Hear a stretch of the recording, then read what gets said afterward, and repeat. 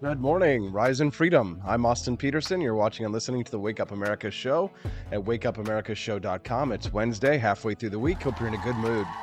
If not, of course, that's why you're here. Get you all cheered up here on the Wake Up America show.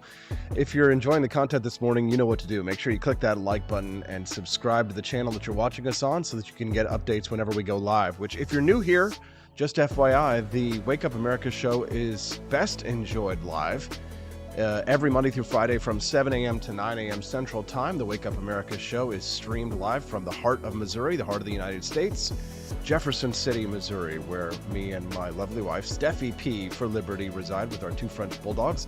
This weekend, I'm really excited to meet for the very first time in person many of the fans and followers and friends of the Wake Up America show. We've been going strong. We're coming up on our 1-year anniversary. I'm super excited about that because honestly, I didn't know if we were going to make it when I first started this project a little over a year ago. Of course, I announced it before we were going to get started, and It has been exciting to see the slow and steady growth of the Wake Up America show. Like every podcaster or streamer or person who tries to make a go at this on their own, like me and my, of course, I don't do anything that without the support of my wife. Not because I'm henpecked or cucked, but because she, of course, has buy-in into whatever I do affects her. And we've grown closer over the last year as we've done some incredible things. I've made some mistakes. I won't say that she has made some mistakes because I'm the leader. I'm in charge, which means that, if there are mistakes to be made, where does that go? That responsibility, that goes to me, to the top. And so you can take all kinds of offense with that statement, but the truth is the truth. And I'll just say that overall, it's been a fantastic year, absolutely incredible. And that's why I'm so excited for the float trip this weekend, so that I can actually meet some of the people who have helped to make this happen. Because yes, Lear Capital and yes, John Burke and Shell Shock CBD have been huge in terms of keeping the lights on around here. Without their cash injections and advertising on the show, I definitely would have been in trouble a while back. But the support, the micro donations, the super chats, the purchases from AP for Liberty shop, those also were absolutely invaluable to our success in the last year. So I just want to say, first of all, big thanks to you all. Give yourselves a pat on the back. It's a small community, but it's a strong community, and we've banded together and we've done something incredible. And we've supported an industry. We started to create a brand new professional functioning media company at its start. And I just am thrilled to be a part of it, especially because I've already started to fulfill one of my major promises to you, my donors and supporters, which is the beginning of the production of our very first feature-length documentary. And I'm telling you what, the footage that's coming out, I'm looking at already, is looking absolutely beautiful. And now I have another big task in front of me, of course, which is to raise the money that I need in order to complete the task. So we'll keep you updated with what's going to go on with the next phase of the documentary so we can get it completed. And then, of course, on to more, right? And then maybe one day even feature films. Who knows? Stephanie, my lovely wife, of course, being very supportive over on the live stream, says, "I love you, Austin. I'm so proud of what you've done this year." Thank you, Steffi. We appreciate that very much. We've got a lot of news, though, for you, Austin. Stop it with all of this geeky, namby-pamby, lovey-dovey shit. Watch your language. Although, sometimes we do have engage in a little language this morning. Nayo. Who the hell is Nayo? I didn't know until this morning. Nayo. I had no idea. But he's a singer-songwriter who caught my attention because of an apology that he initially made regarding comments that he talked about parents with trans kids. And then he apologized for his comments. And now he's walking back his apology. And now I'm reading all of the news stories about this apology and seeing how the way Rolling Stone and Yahoo News are slanting the story and writing what is ostensibly supposed to be news, but is quite clearly editorial in favor of the leftist point of view. So I'm going to counter it. I'm going to go on a rant.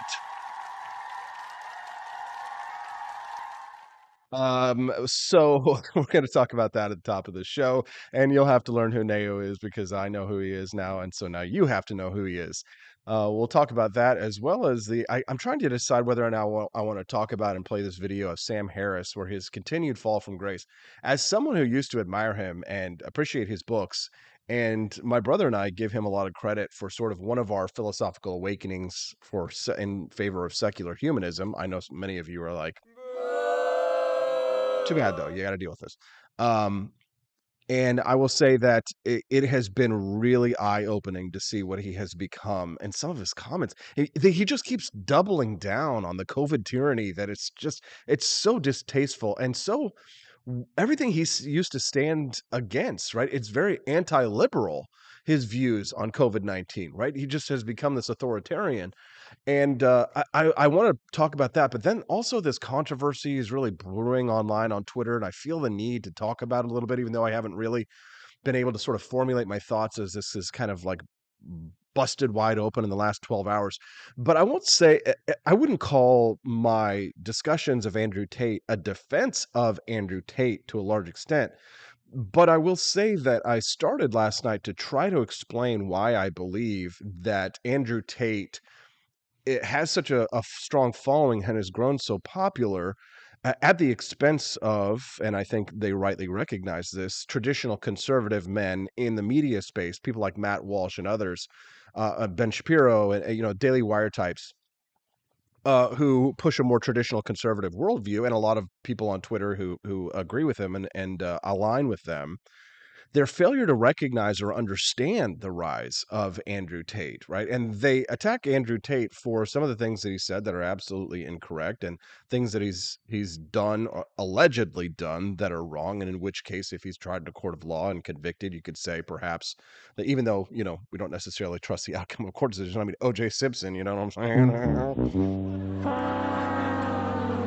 But there's a failure to understand why pronounced Neo AP. Thanks, Cheeky. I appreciate that very much. See, that's what you learn. If it's like, don't get mad at somebody for mispronouncing something if they say a name incorrectly, because that means they learned it by reading. Good morning, John Sheffield. Nice to see you, brother. Hope you have a better day today.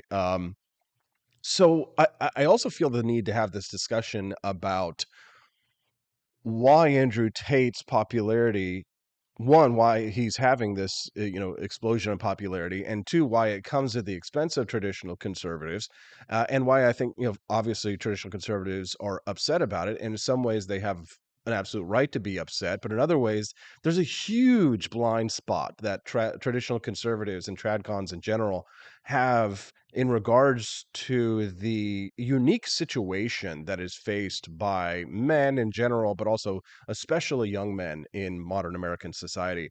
And the way I sort of encapsulated this argument last night is that the red pill community and Andrew Tate, they speak to men and young men where they are today, and with the unique environmental, legal, moral, and ethical challenges that men are faced with today.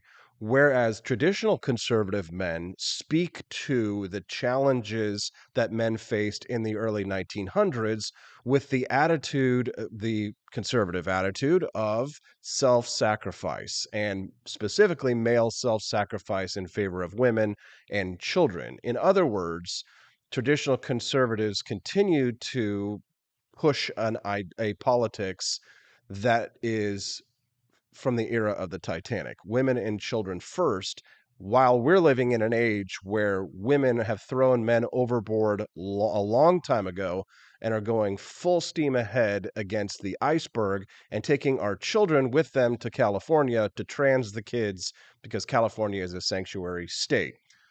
Does that make sense? Am I like, are you smoking what I'm rolling? Hey, Mr. Liberty 1776. It's great to see you here, brother. We're glad you've become a regular, man. Let's give him a round of applause. We'd love to see new people who are starting to become regulars. We appreciate you, brother. We're glad to have you here, as well as all of our other friends on the live stream. Corey C says there's a reason his success exists. Aspirin talks about Tate, I'm guessing. Aspirin exists because pain exists, but doesn't solve the problem that you never seek to fix, just cover up. Boy, that is a really good one, brother. Corey, you need to get your own talk show. Aaron Reichert says Rumble is running like crap this morning, so I guess I'm over here on YouTube today, unfortunately. Yeah, it does look as if Rumble has got some problems. No idea what's going on over there. Let's see. I've got Rumble turned on. We be streaming in the name of the Lord. We're streaming. Let me just double check Rumble for you guys. Please forgive while I do this because this is live and sometimes things are bad. All right. Is it just my stream on Rumble that's bad or other streams on Rumble bad? I'd love it. Just let me know. Otherwise, remember, you can always watch us on YouTube and we're grateful for the views over there as well. Johnny Rankin question mark says more women bashing.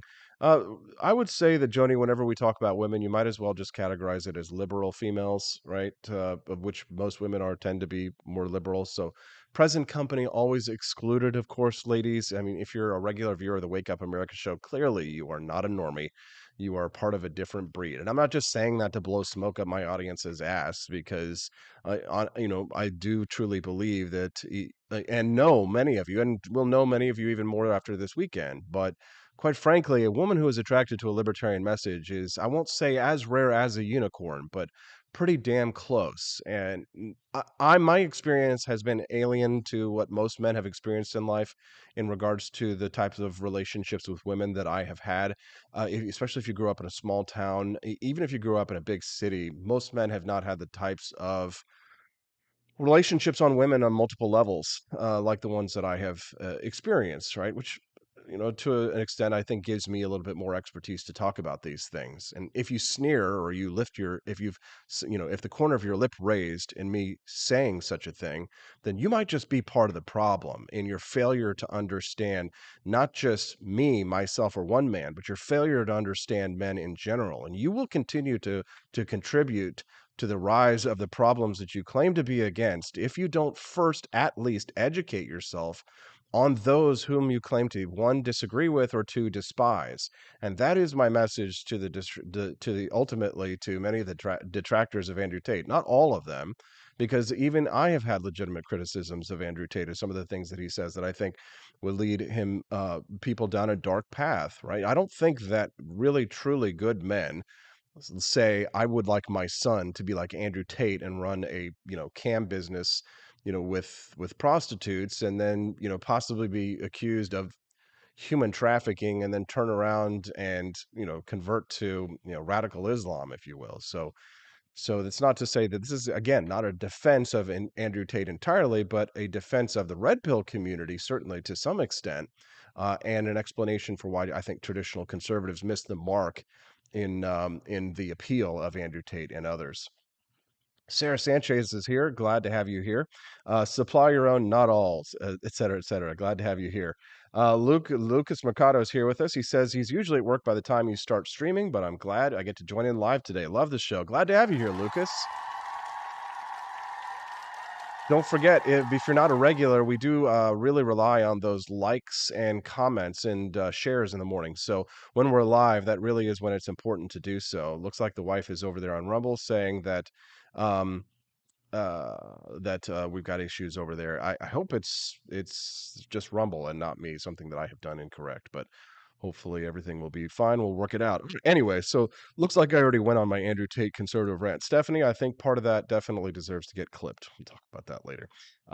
We're going to speak to Dominic Izzo this morning. A Texas district has fired a first grade teacher who joked about killing sister's white boyfriend and hide the body. Good God. A Texas school district says it fired a self identified, quote, black supremacist teacher accused of posting anti white posts, which included a joke about violence. Prior to the firing, the teacher reportedly bragged about how she would never be terminated and said some of the administration, quote, laughed off her posts. We're going to talk about that with Dominic Izzo this morning at 7:30. It's going to be, wow, we're already getting to Dominic Izzo, man. Austin, you have got to speed up here. Let's go. Anyways, we'll talk about that with Dominic in about 12 to 13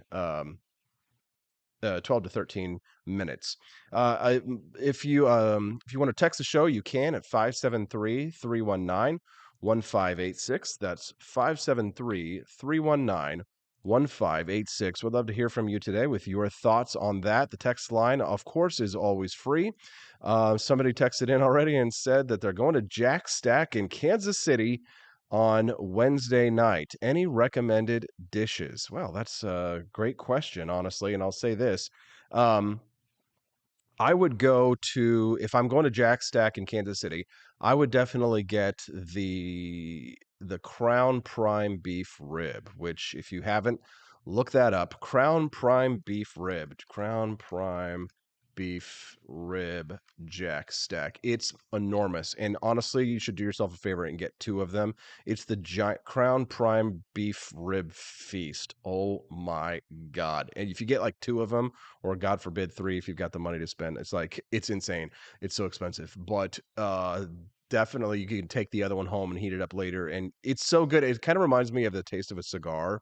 And back in the day when I was able to smoke cigars, but you would taste it so good. It's so strong and powerful. You taste it the next day, right? That is this, right? And not in a bad way though, like, ugh, gross. All right, what else have we got on the show today? God, so much. There's so much content that I couldn't hit it all. Honestly, I wanted to start the show today with a couple of concerning statistics about how credit card debt has hit $1 trillion for the first time ever, how Americans are pulling their money out of their 401k plans at an alarming rate. It's definitely something that deserves mentioning, but there's just so much news and content to go that I just don't have time for it all because, of course, today's Wednesday, so I'm going to speak to Judge Andrew Napolitano at 8 o'clock this morning about how companies are being sued over their diversity, equity, inclusion standards. I'm kind of like, you know what? Good. But Judge Nat is probably going to have a view on that might surprise you, as he usually does. Judge Andrew Napolitano, of course, the host of the Judging Freedom podcast. He joins us every Wednesday at 8 a.m. Central here on the Wake Up America show. And we call it Big Brain Time. If you're new to the show, whenever the judge comes on and certain other guests, where typically we'll start with the news, we'll get into the issue like Trump's indictment, and he'll give us his legal opinion analysis, which is great because, of course, I'm not a lawyer, so it's nice to hear from somebody in the law profession on many of these big issues of the day, especially because he's a libertarian lawyer, which is so rare. But then on the other hand, we go from 0 to 100 in terms of IQ. And we start stepping it up and talking about, philosophical issues, metaphorical issues, theological issues. We get into really heady, big brain stuff. And sometimes those conversations are not for everybody, but considering that we only have the judge on once a week, and for those of you who really do appreciate the deep dive into philosophy between two leading lights in the liberty movement, one being me, with me and Judge Napolitano on Wednesday. Just kidding, for God's sakes. And we'll talk to the judge today about the news that you can use, and then we'll move on, of course, to bigger philosophical questions. Libby says you should check out Nick Rakita's podcast. Yeah, I've heard that he's actually got a good legal analysis on things as well. Kermode Bear says Tate is gross, but he is filling a void that fathers are not handling on their own, and that is a problem. Yes, it is. Big Bear facts. Absolutely. Yummy barbecue, says my wife Stephanie. Hey. I'm not going to go down the barbecue track. Let's talk about what happened with Neo. I looked this up, and these, of course, the first two articles that came out are instantly slanted against. Is it Neo? Okay, Neo. Neo. She wanted it to be Neo, he should have done it Neo instead of Ne-yo. Okay, but who am I to say?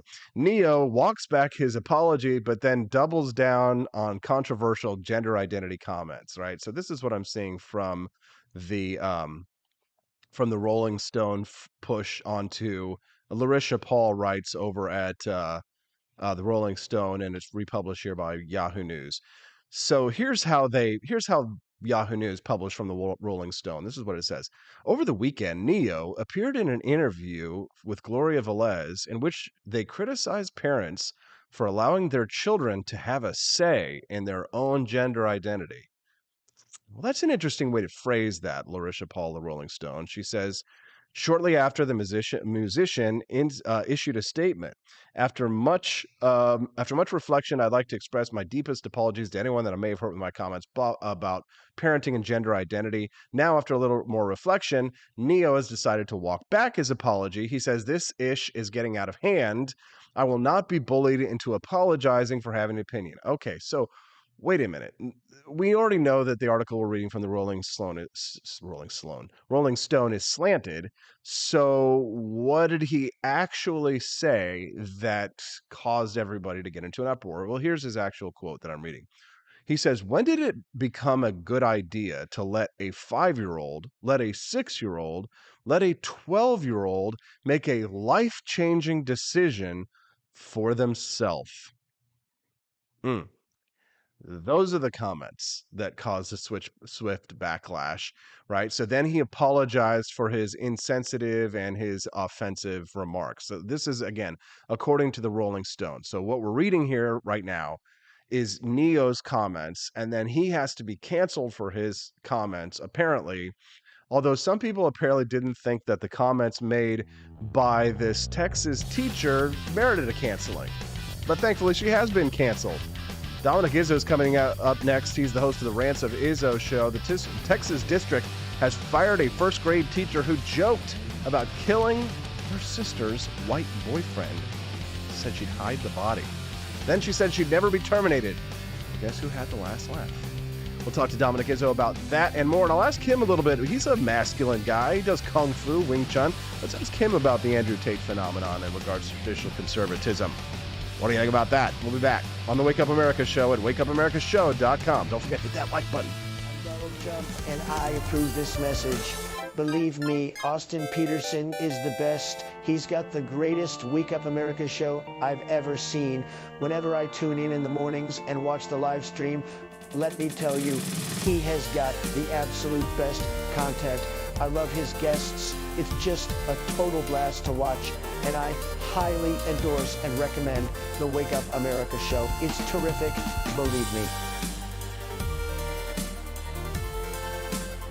Hello, my name is Kelvin. Welcome to Frenchy Bush. This is my Adidas website, and I've decided to speak to you with my real voice for the first time ever to tell you about how cool Frenchy Bush is. But I've decided that this is the perfect opportunity to share with you. Frenchy Bush is a good. I like shooting things, but whenever I can't shoot something, I like to cut things. My life isn't all about shooting and stabbing and cutting, though. Sometimes I have to do actual work, but when I work, I still like to have fun. And there's nothing less fun than trying to cut with a crappy knife. Thankfully, from the ancient sect of Christian knights, who also love cutting and stabbing, comes a new implement that has received my personal blessing, the Templar knife. Like the ancient sword of Excalibur, you choose a Templar knife. It chooses you. You just decide what kind you want on the website first, however, and then order it online, and then it chooses you. The Templar knife comes in a variety of shapes. As a man of culture and taste, I have decided I will never use a terrible knife again. And thanks to the inspiration provided by this excellent product, I have decided to launch a new crusade against anyone using less than superior knives. Join me, brothers and sisters, by visiting uppercuttactical.com/pages/Templar-knives. That's a lot of slashes. For that,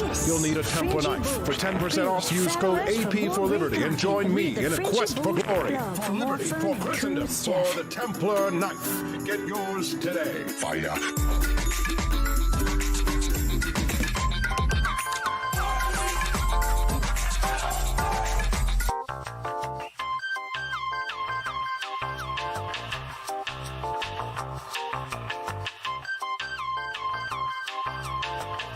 I'm a public defender. I am a public defender. I'm proud to be a public defender. 80% of Americans accused of a crime will get appointed a public defender. Everybody from a speeding ticket to capital murder. For every dollar we spend on public defenders, we spend $3 on prosecutors. Public defenders have to do pretty much everything on their own. Social workers, counselors. Investigating is another piece of it. The average public defender holds 300 cases annually. You never feel like there's enough time. Public defenders have health issues all the time. A lot of people give up and say, I can't do this work anymore. Gideon's Promise trains, mentors, and supports public defenders.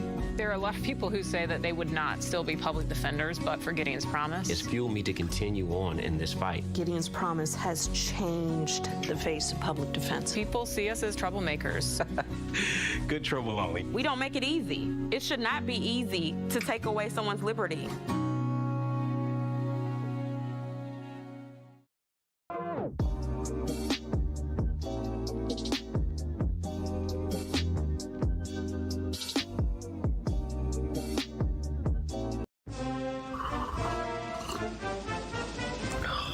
Tired of spending your hard-earned money on woke corporations that don't share your pro-freedom values? Fed up with sipping liberal lattes and progressive cappuccinos? Introducing Founding Flavors from AP for Liberty Shop. Get your day started with Washington's Revolutionary Roast. As robust and principled as the man himself, this blend is the shot of energy heard round the world.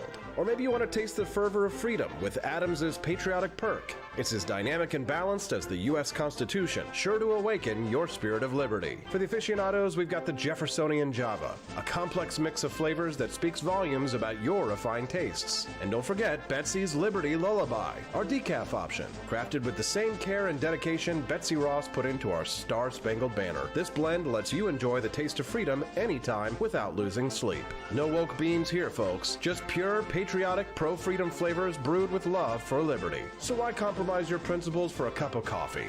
Stand up for your values, perk up your patriotism, and start your day the American way. Get your Founding Flavors at apforlibertyshop.com.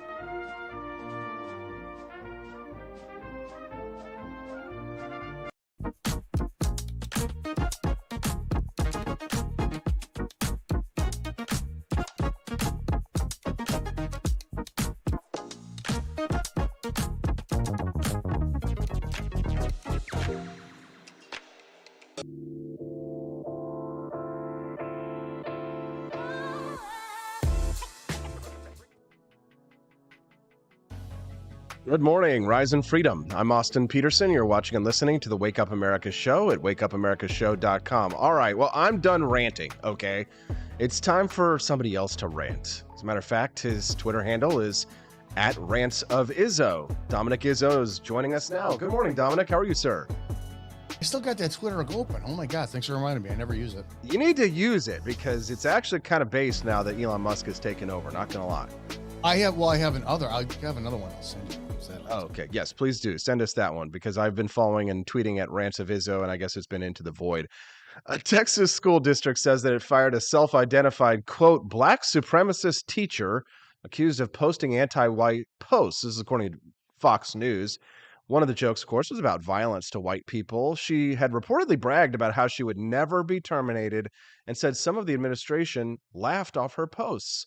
Why shouldn't I hate white people? Wrote Danielle Allen, formerly of Thompson Elementary School first grade teacher. Dominic, your thoughts on this story? Welcome to America. That's how it goes. She had to be in her early 20s, right? She had to be because I think teachers that age. So this is a country now where 29. Right. 29. 29? Okay. Late 20s. That's still young enough. Still young enough. So she knew she can get away with whatever she wants because she's black. I'm so tired of not, just using the proper. How dare you? How dare you? Racist. No. So let's define that word for a second here. I'm so tired of this too. The misuse of the word racist. Racist by definition is someone believes that a race is superior or inferior to another. End of story. Bigotry, bias, stereotypes, that's not racism. I'm so tired of that crap too. I am massively bigoted. I have biases. I'm stereotypical. I mean, if you search my adult history, you may see Diamond Jackson all over the place. So I know I'm not racist, right? So I'm so irritated at this crap. She flat out said she's racist in the comments, which is great. I came from an Italian household upbringing. I may or may not have had a mother who at 7 years old at the kitchen table made a comment about, when you grow up to be a man, make sure you don't bring anything non-Italian home. So I heard it all. Wait a minute. Are Italians considered to be white people? Oh God, no. What is it? The running joke is that Sicilians are the blacks of the Italian culture. Yeah. If you've seen True Romance too, you already know that I can't be racist because I'm black anyways. It's anti-Italian discrimination. Yeah, no, she got away with it because that's exactly how it goes. And 100%, who's going to fire her? It's a win-win, right? She's a female, she's black, and she can make whatever comment she wants. If you fire her, now she's going to come at you with a lawsuit for either race or gender discrimination. Yeah, of course she is. She's going to do that. But I mean, here's the thing. Why have we gotten to the point in this country that people in official positions of power, like I consider a teacher a position of power. Yes. Why is it that how have we gotten to this point where people actually think that they can say things like that with impunity? Because they can, and they have been able to say that. They've 100% been able to say that. If you I get it, but the permissiveness is one thing. But here's the thing: what would compel someone to feel that way? Your brainwashedness, if you will. So if out here in the Chicago area, liberal city, right? It's been run Democrat 100 years. I think the last time we had a Republican mayor was like early 20s. And if you take, and I talk about this all the time, if you take a culture and you remove their education, CPS is utter garbage. It's utter garbage. Overcrowded, teachers can't teach, all this. You break up the family dynamic. I mean, you get a 2-bedroom home with 5 people staying in it because mom's got 3 different kids by 4 different dads, whatever it is. She's got to work full time. There's no influence properly of the kids growing up. Food is garbage, and we know what happens when you put that garbage food in your system. All this stuff, you make your life utterly miserable on every level whatsoever, and then you keep the oppression coming in by incessantly blaming the white man. It's the white man's fault. White people the scapegoat. 100%, and that's how it's always been. So if that's kind of like with Nazis and the Jews, you know what I mean? It's like it's not your fault that you're a miserable failure, or the crap that we're feeding you or not taking care of you or raising you correctly. It's the Jews. Yeah, and that's gonna become your culture. And just it's going to be passed down genetically when you've got grandma and grandpa, great grandma and grandpa, mom and dad always having a dinner table discussion. Well, if it wasn't for that damn white so-and-so, it's going to keep coming down. So when it comes down to this woman like this teacher, I mean, we already have these young kids, 29 years old. I mean, that's, oh God, I cannot imagine somebody in their 20s teaching today. I want the old hag, coming in there, break out your math books, end of the story. I want that.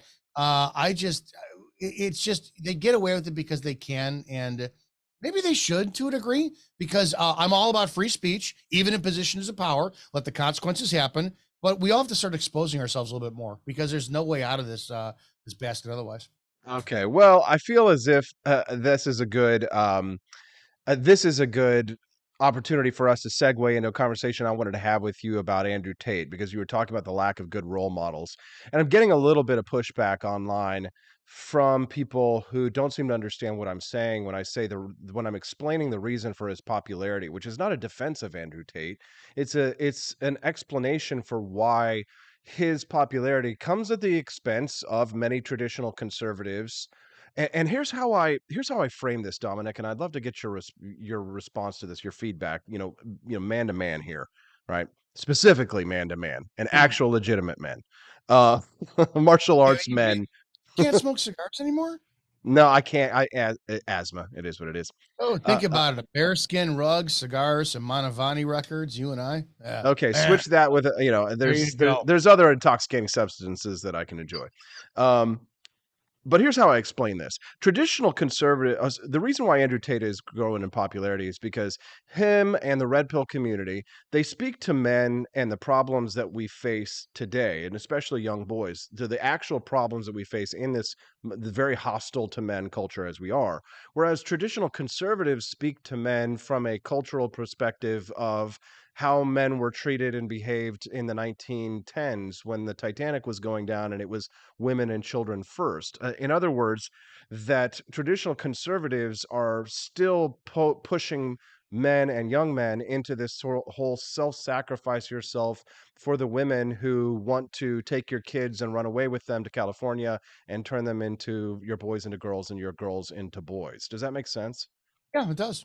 It's just it's an extreme polarizing option to exercising who you are as a man, right? Like you and I both know we train martial arts. It would feel really good to full force punch somebody in the face, wouldn't it?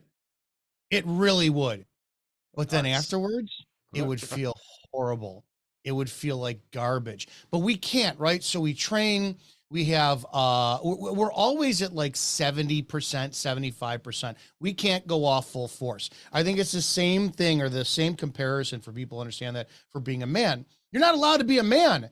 And then men it is the whole chivalry and then the vilification for wanting the 1910s through 1950s lifestyle of a man, where you come home and dinner's ready. You shouldn't want that. Then people like Andrew Tate or Liver King come along and they speak about your ancestral man living. Andrew Tate, if you really look at the tenets of what he talks about, he puts faith first. He puts God first. He went from Christianity to Muslim because Christians, he had said, they're soft. He is looking for the definitive, like, hard line. This is a man. This is my responsibility. End of stories. You may not like him for what he did and how he made his money. He was a kickboxer. He was a pornographer. He was this and that. He leveraged capitalism, but he's offering the opportunity of that outlet of going, yeah, I'm a man. And he's not the first for this. There's that men going their own way movement, which has been around for about 5-10 years, I think, or maybe long. I don't know. But people have said that to me over there. You got to look in this Men G, whatever. Right. And I'm like, what's this? I never paid attention. But he's not the first one. He just, what I do like about him is the same thing that I do, which is the not safe responses to women.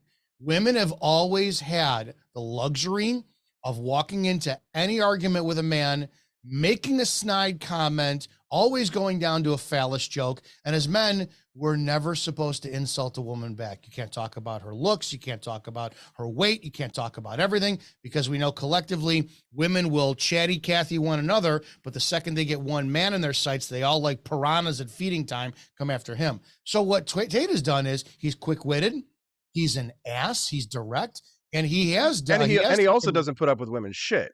Oh, 100%. Right. But that's misogyny. So to be honest, Andrew Tate has just offered an area for men to swing full force and be accepted. But not everybody's going to be as articulate as him. No one to stop like him. No one to wind up being as, I would say he does have a level of class with the way he presents himself. And, you know, some people are going to abuse his message.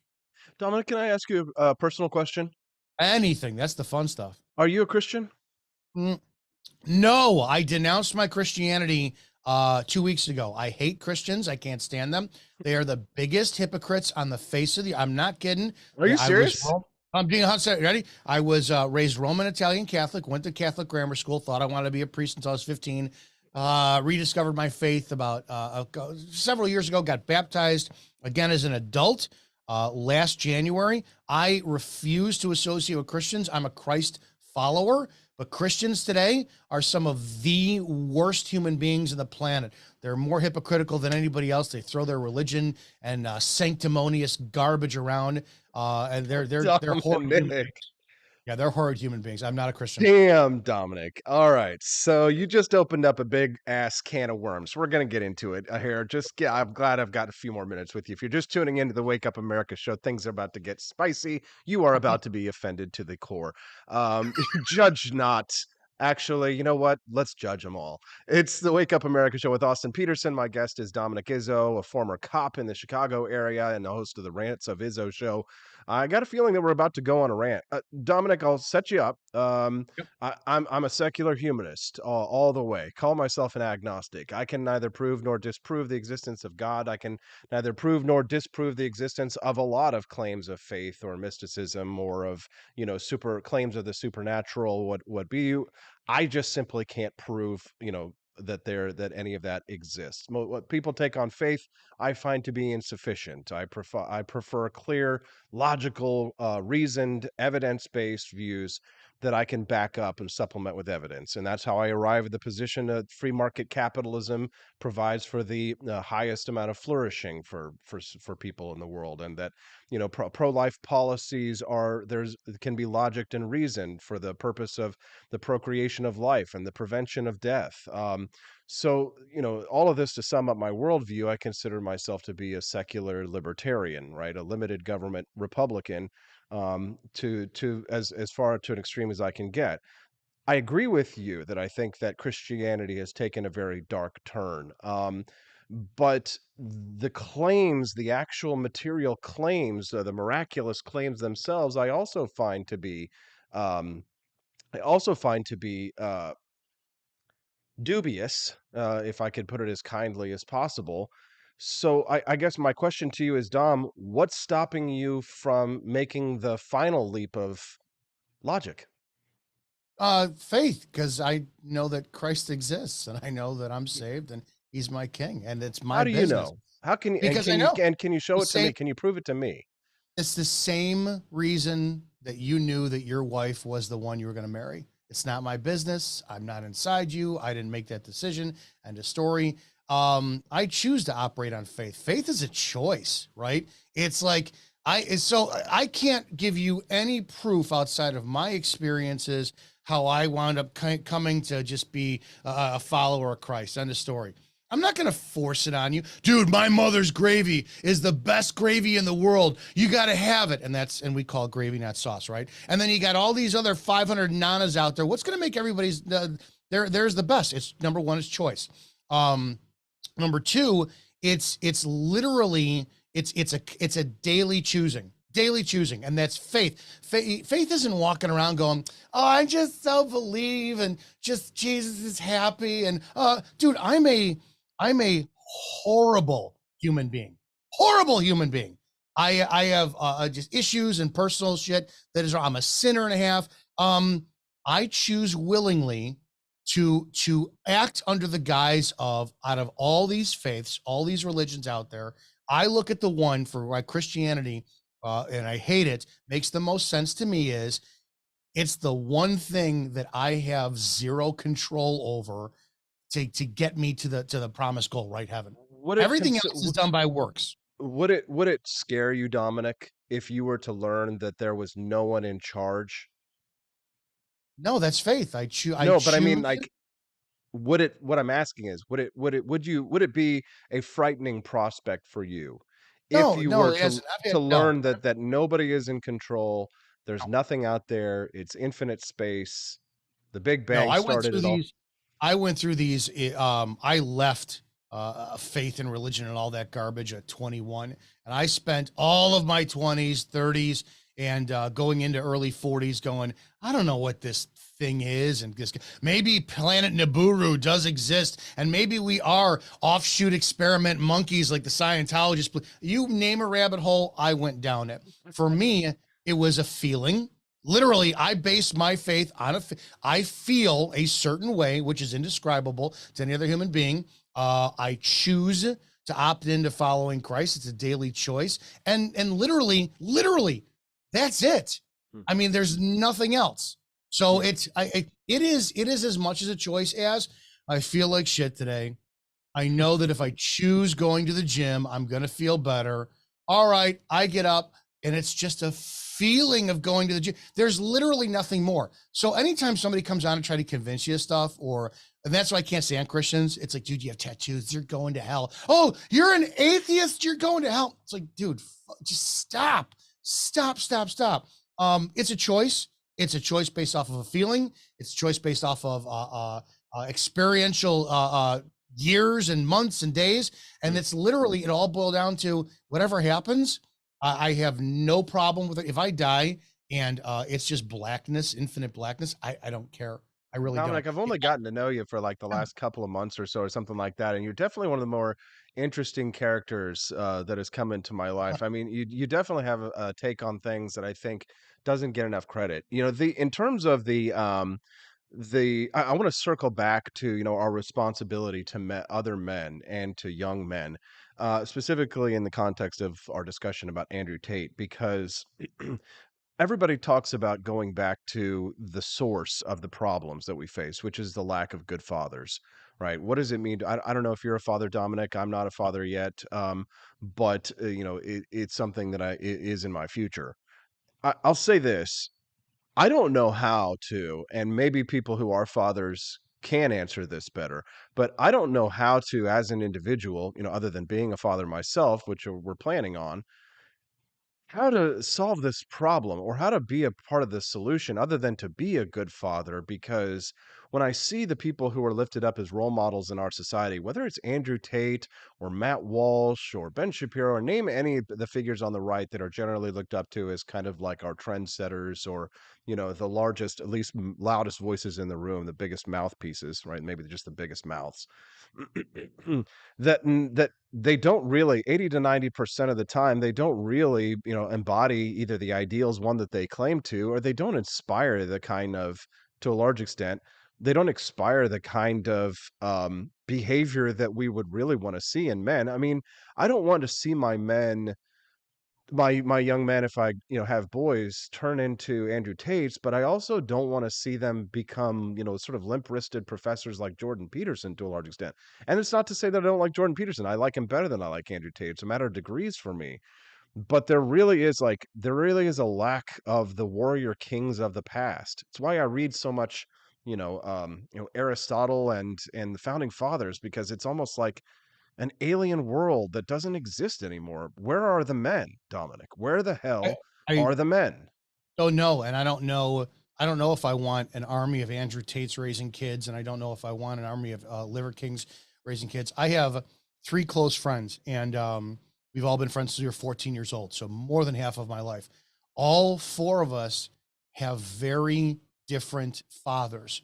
All 4 fathers were present. I think that it's that, what's the argument?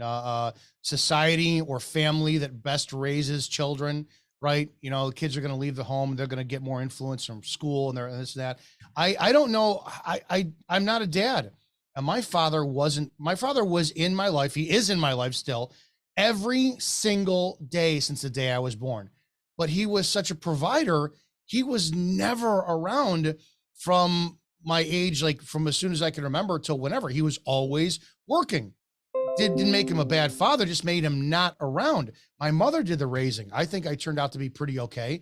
Him and I got to be extremely close in the last 10 years, but so he wasn't the warrior king. He wasn't, let's go to the gym. Let's go to the gym. And here's what you got to do with girls. And he didn't take me to my first strip club at 15. He didn't do that stuff. So I don't know. I don't know the answer for the proper way of raising a child and perpetuating the male mindset. I just think presence. I think the first thing is presence. And I think sadly, you're up against an uphill battle with society, social media, liberalism, conservatism, the extreme right wing. I think anybody who's going to be a parent has the harder job than they've ever had in history, but I don't have an answer for you. Yeah. God damn, Dominic, that's very, very honest of you. I wish that we could talk for hours. We've been killing it here, Dom. You've been coming on once a week for the last few weeks. I get so much good feedback from people that I speak to about the Wake Up America show. This weekend, me and all of the supporters and followers of this show are going to gather in the Ozarks here in Missouri. We're going to have a big Cantina Crew float trip. I imagine your name's probably going to come up several times with all of the fans and friends of the show as we get together and do something manly, go canoeing. So we wish that you could be there with us, Dominic, but just want to let you know, brother, big pat on the back that your contributions to the show certainly have been great. And we appreciate you getting up so early and joining us here live.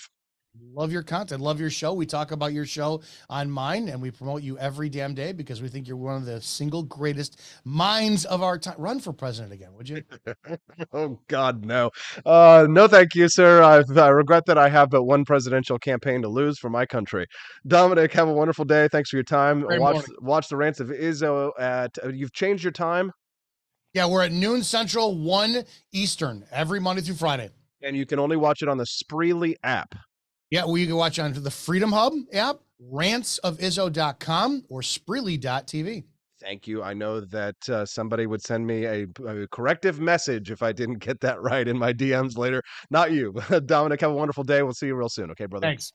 Thank you very much. What do you think of Mr. Dominic Izzo? Man, those are some good conversations. You don't get them anywhere else than the Wake Up America show, which is why, if you haven't already, you need to like and subscribe to the channel that you're watching us on. Looks like we've had a little bit of trouble on Rumble this morning. I don't think it's my fault. I'm not entirely sure yet, but I did, let's see, take a look over there. Yeah, no idea what's going on with Rumble. I might try during the commercial break. Oh, yeah, looks like it's up. There's 14 people watching over there, but I think they're having still some issues. So if you want, you can always stick around here and watch us on the YouTube channel. A lot of people have a lot of comments about Andrew Tate. Kentucky Objectivist says Andrew Tate and the Daily Wire crew, by the way, seem to be LARPing manhood, and it's so strange to see. Johnny Rankin says, I need a hero. I'm holding up. Oh, I need a hero. I'm holding up for a hero in the morning light. He's got to be sure, and he's got to be soon, and he's got to be larger than life. I need a hero. You know what's better than Bonnie Tyler is some Kenny Loggins. I don't know the words. If you wanna be in love, da da da da da. I don't know. Heaven helps the man who fights his fears. Right? There's some other good masculine song. That's the thing. Masculinity died in the 80s. I feel like what happened is that, there was the Columbine shooting and the nerds started kind of taking over, all these greasy faced punks. And then they all went and joined Antifa and became these violent weirdos. And they went to go see Christopher Nolan's Batman. And then they shot up the theaters because they're a bunch of mentally ill depressos, right? And they're not steadily taking their medications. And then they go and they shoot up movie theaters like The Dark Knight, like that one Batman killer and stuff. And the thing is, everybody starts blaming SSRIs, but then that becomes the situation where it's like a chicken and or egg. It's like, did they do it because they were on antidepressants, or were they on antidepressants because they were depressed and they went out and shot people? And then there was that incident, remember, in Las Vegas, where the guy, for apparently no reason at all, no motive whatsoever, and they just kind of stopped investigating it, committed the greatest mass murder in American history at a country concert, and now nobody talks about it anymore, right? But nobody knows why that happened, and it's all kind of a big conspiracy. Oh, wait. that's the commercial break. I guess I can't rant anymore or go off on that one. Too much of a tangent. When we get back, Judge Andrew Napolitano for Big Brain Time. The brain is big, and it's going to get bigger. Companies are suing, lawyers and people are suing companies over their diversity, equity, and inclusion standards. A lot of companies starting to back off those things. We'll hear what Judge Knapp has to say. It's going to be Big Brain when we get back on the Wake Up America Show at wakeupAmericaShow.com. Want an engaging website to boost your business? You're just a click away from 5-star Fiverr talent. Hundreds of freelancer skills like web design. Head to Fiverr.com today and get something started. American conservatism is distinct, like America is distinct from the United Kingdom. American conservatism's roots comes out of the Wild West, out of pioneerism. The difference between American conservatives and European conservatives is that Americans are cowboys. We are that God, guns, gold, and girls. It's wild here, and we should stay that way. We shouldn't allow a European version of conservatism to come and infect us here. We like it wide open spaces here, deep in the heart of Texas and all that.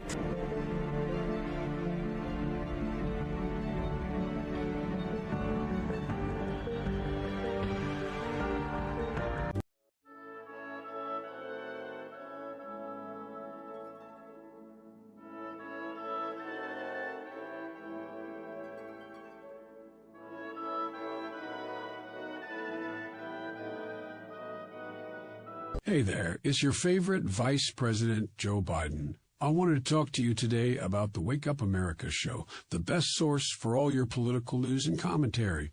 But before I get started, let me just make sure I have all my notes in order.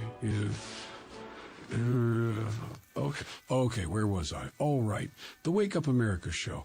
It's a great way to stay informed and make your voice heard. Boy, what was I saying again? Oh, right. The Wake Up America Show. It's important that we all stay engaged and knowledgeable about what's going on in our country and, the thing. But hold on, where was I going with all this? Oh, yeah. The Wake Up America Show.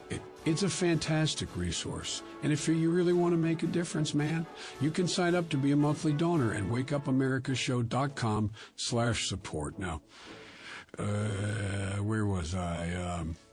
Oh, that's right, the Wake Up America Show. So if you want to stay woke and support a great cause, head on over to wakeupAmericaShow.com/support and sign up to be a monthly donor today. And if you're feeling generous, you can even give a donation in my name.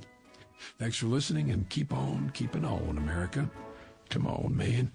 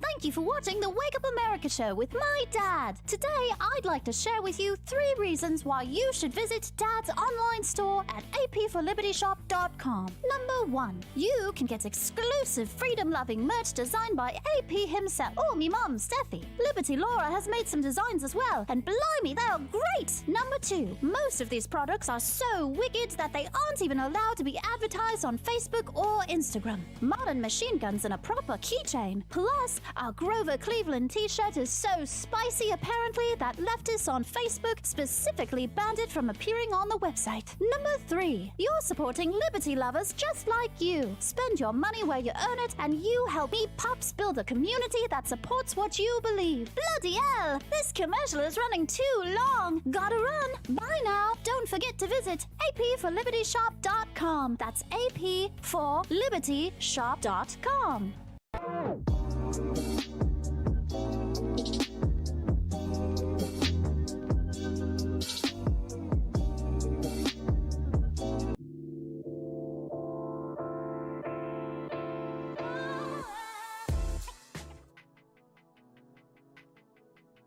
Good morning, Rise and Freedom. I'm Austin Peterson. You're watching and listening to the Wake Up America show at wakeupAmericaShow.com. We're glad to have you here. It's Wednesday, so we've got lots of reasons to be in a good mood. There's lots of good news going on around the country. All of our friends of the Wake Up America show are going to be gathering in Missouri this weekend for our annual float trip. Well, I say annual, but it's the first one as we come up on our 1-year anniversary of the Wake Up America show. I do want to give a big shout out and a thank you to all of the people who have supported this show from our very humble beginnings to look where we are now. And of course, a big part of the success of this show has been the regular guests who get up way early in the morning to join us every week to help bring their point of view and analysis to the Wake Up America show. None more so than my good friend, one of the preeminent libertarians in the world, a highly sought after speaker, the host of the Judging Freedom podcast, as well as a weekly column that comes out every week at judgenap.com, the man, the myth, the legend, Judge Andrew Napolitano. Good morning, Judge. Austin, thank you for your generous introduction. Of course, Judge, your legal analysis and opinions every week are so important to us to help us to understand the news of the day. I was just kind of saying during the break that we have so few libertarian intellectuals who are out there still publicly lecturing and helping us to understand these news stories, whether it's the indictments that are made against Donald Trump and the veracity of the claims made against him legally, or whether it's issues of culture and of politics. So we're grateful to your contributions, Judge. Well, the government keeps us busy. Those of us who monitor it for a living, there's no end to our work. It certainly does, Judge. I'd like to talk to you a little bit about the culture wars and specifically how they have bled over into legal territory. Well, where the Supreme Court overturned recently affirmative action, which I would argue, although it has a political angle, it also has a very strong cultural angle. One of the big fights in the legal and marketplace is the question of diversity, equity, and inclusion standards in regards to how companies may discriminate against their employees, legal or illegal. Now, many individuals are stepping up and are starting to sue corporations over these stances. Some have already backed off. Some have responded to boycotts like Bud Light. But I'd like to get your take on some of the veracity of the challenges and legal claims that are being made against companies over these standards. Are they legal or not? What's your take? Well, we start with the Supreme Court opinion, Austin. The linchpin of that opinion invalidating the use of racial quotas and admission standards at Harvard University and the University of North Carolina. The linchpin is the Constitution. The University of North Carolina is an easy one. That is owned by the state. And the 14th Amendment prohibits the states, and therefore everything they own, operate, or control from using race as a basis for decision-making. Justice Scalia and I once in one of our hair-splitting arguments acknowledged that the state could use race in an emergency. So in a race riot in a prison, the state could separate people by race, but that's about the only circumstance under which the state can use race in its armament. In the case of Harvard, what impaled Harvard was its acceptance of $84 million in research funds from the federal government, a pittance compared to Harvard's wealth.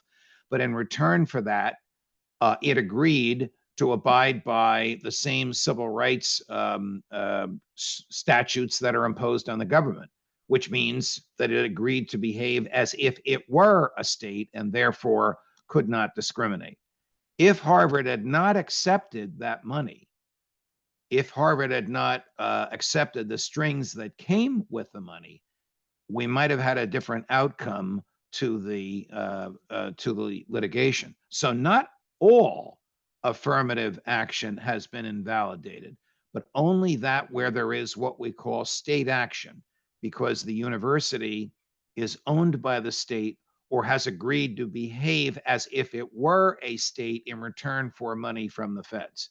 Now, this gets complicated because the states themselves have different rules. For example, the Supreme Court's opinion is moot in New Jersey because New Jersey's statutes and New Jersey's Supreme Court's opinions interpreting those statutes have already banned affirmative action in New Jersey. So Princeton University, Harvard's great rival, of which I am an alumnus, already is prohibited from using race as a basis in admission standards by the laws of the state.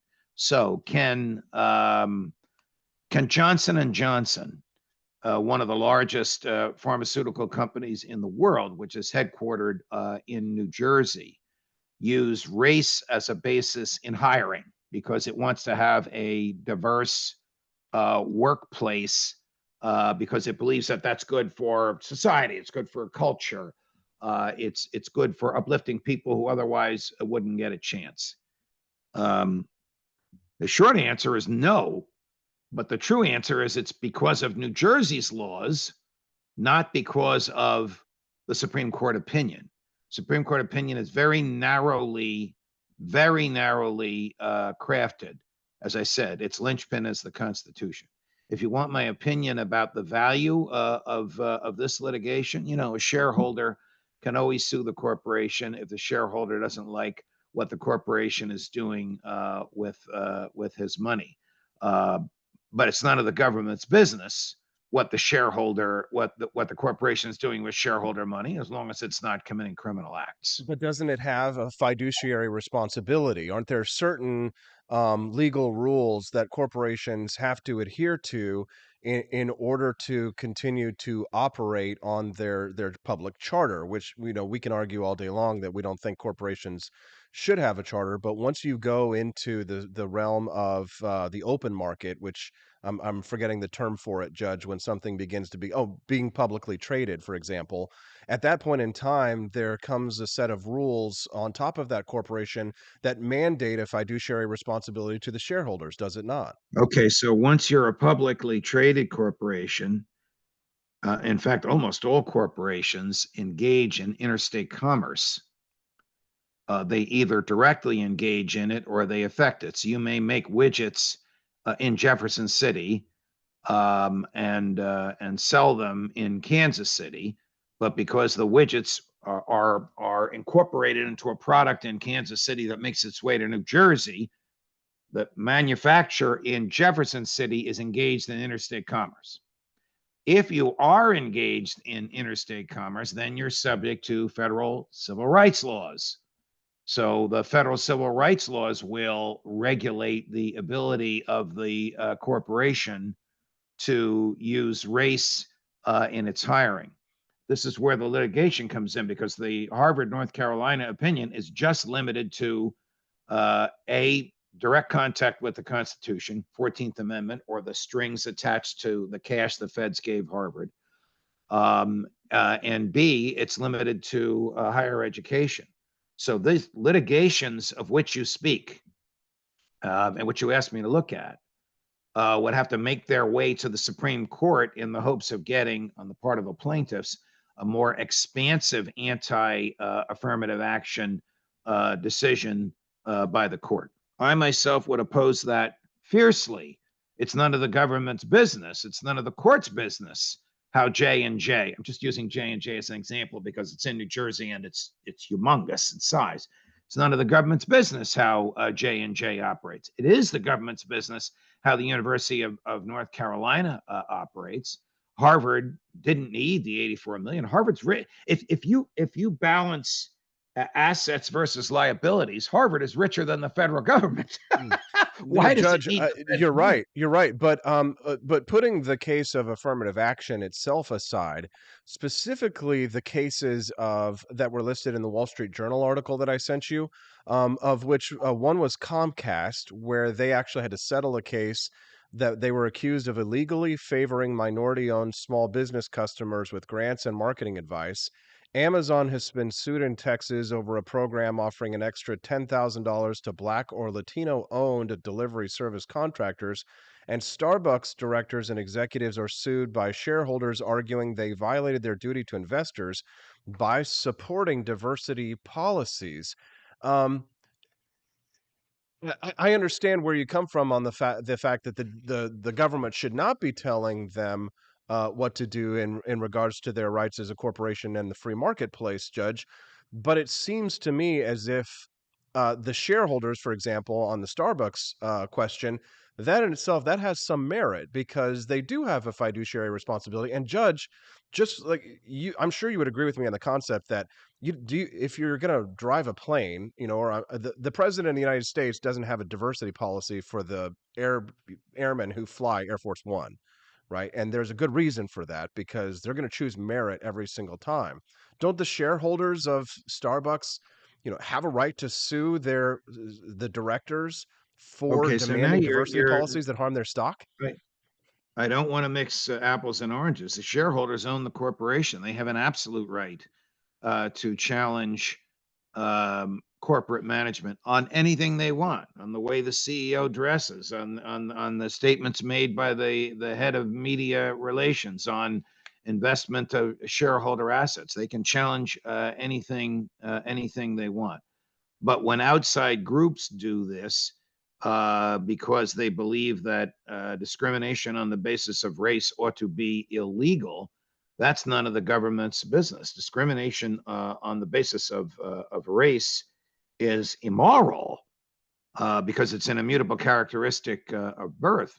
But if the government is going to make it illegal in every instance, 1984 is here. The government's going to scrutinize everything that everybody does. The Constitution doesn't authorize the states or the federal government to engage in that level of micromanaging. I mean, there's a common law principle called the business judgment rule, which basically states that the government, executive, legislative, and judicial, is incompetent to second guess the business judgment of investors. So if 10 shareholders, rich shareholders, want to buy out Johnson & Johnson or Comcast and run it however they want, the government is without competence to tell them how to run it. They may feel that they will earn a bigger return on their investment by engaging in diversity because they may draw more customers, or they may feel that the quality of their products will go down if they engage in diversity. That's their choice, not the government's. Judge, the libertarians that I have seen that have survived the purge and the destruction of the Tea Parties and the insurgency of right-wing populism and economic nationalism, the libertarians who have survived these great changes over the last 10 to 15 years, or at least remained relevant to a large degree, those that I have seen out there who are still listened to and have a wide reach, perhaps save just yourself, Judge, because I don't see you talking about the culture wars very often.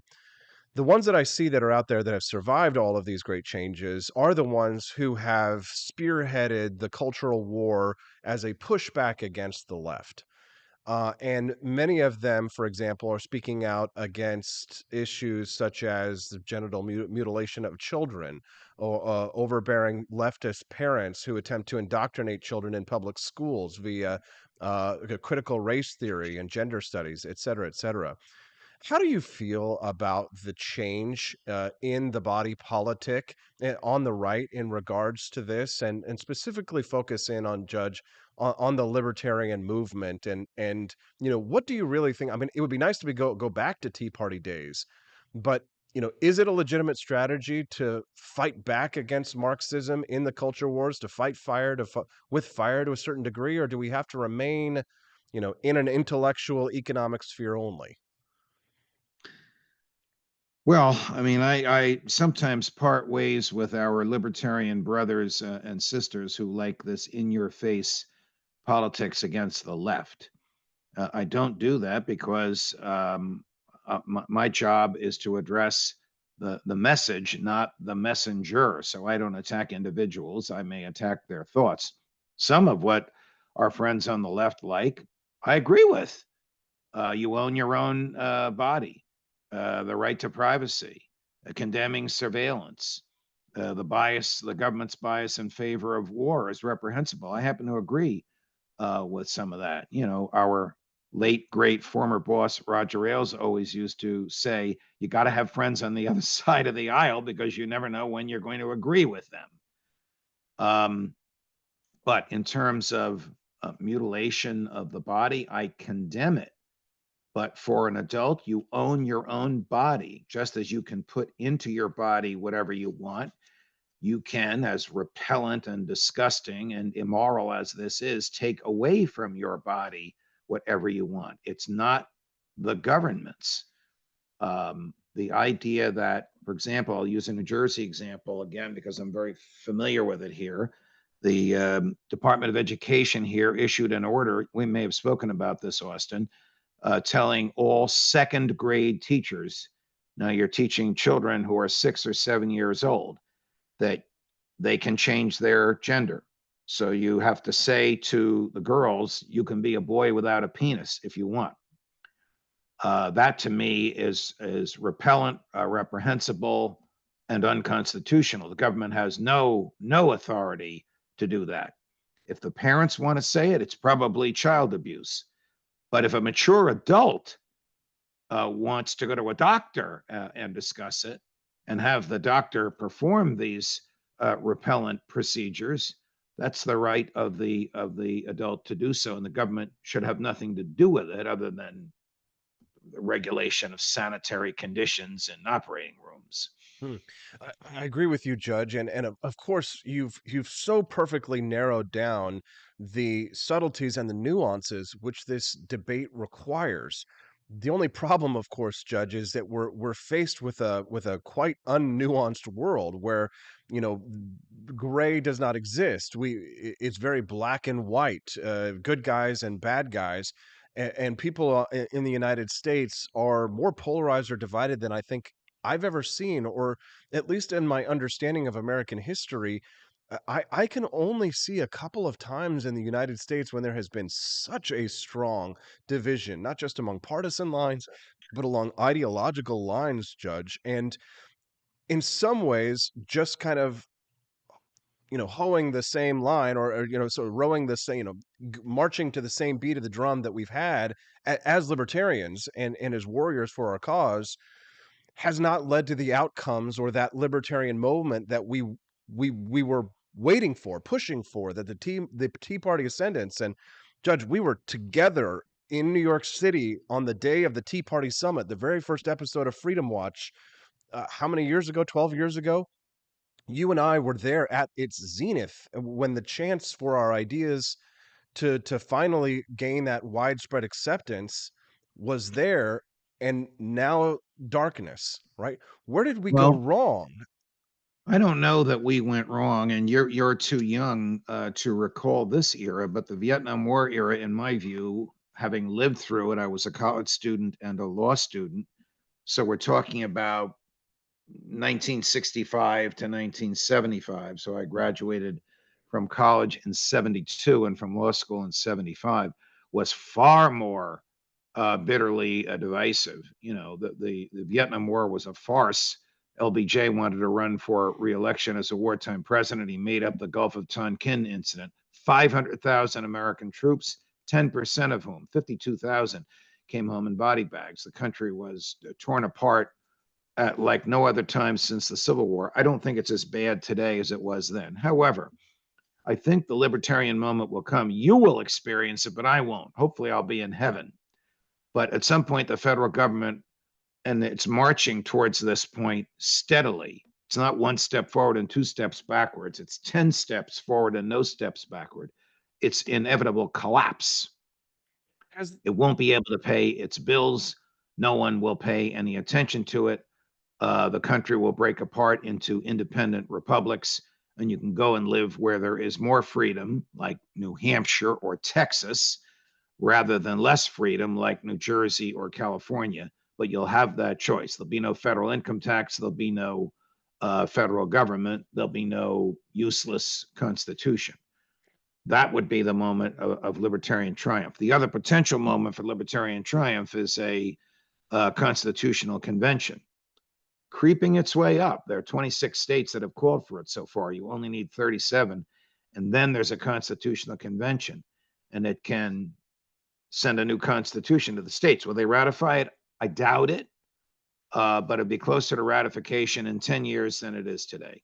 So patience, young man. I know I am young and impetuous and ready to get the fight on today, but I will if you grab me by the collar, Judge, I will stay my do you sword. agree with me that Yes. no purpose is served in demonizing the other side when half of what they say we agree with? No. Actually, no, I will disagree with you there, Judge, and I will say so in that I rarely disagree with you, but I have learned the lessons of Saul Alinsky and from our mutual friend Matt Kibbe that there are powerful weapons. I'll use a Star Wars analogy, the dark side.